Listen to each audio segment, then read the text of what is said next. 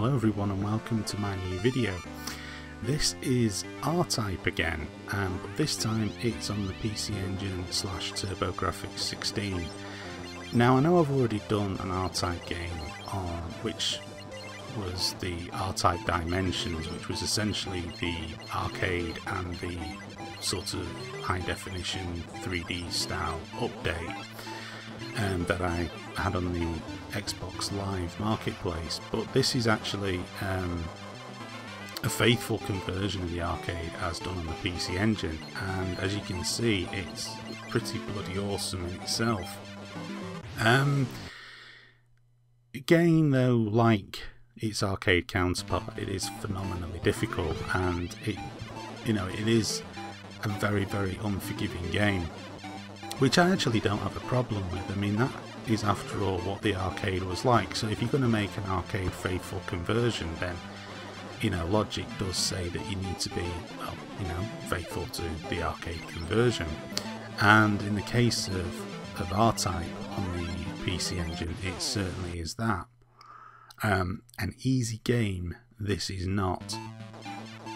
It's kind of interesting really, because just in playing these games, I mean, I'm actually playing this again on the Nintendo Wii Virtual Console arcade thing, and that service is really good because it does produce faithful reproductions of the game. I mean, obviously there's an emulation that has to go on to a certain extent, but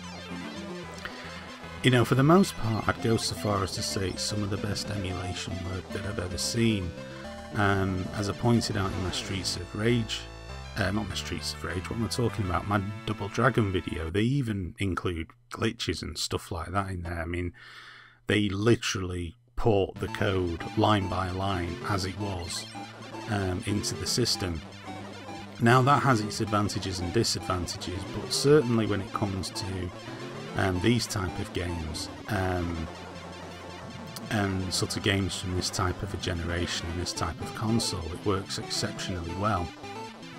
And this is a very faithful reproduction of R-Type as it was on the PC Engine. It's kind of interesting to think that what type of success would the PC Engine have had it had a proper launch in the UK.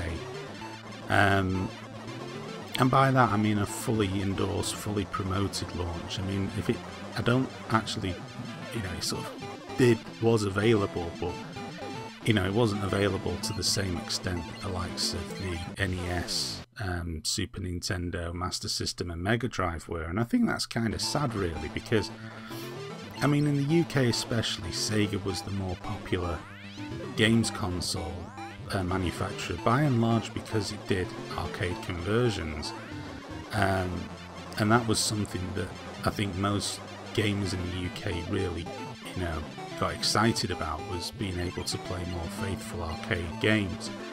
And bearing that in mind, it would have been interesting for me to have seen just how good or how successful the PC Engine would have been, bearing in mind the fact that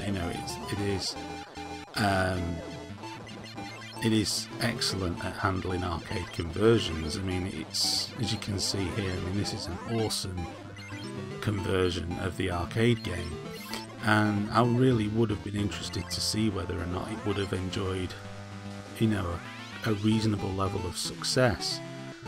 And it does make you wonder sometimes what consoles would have been successful had they been launched properly in the UK, or in Europe, or indeed any other part of the world that never got a proper launch of a console.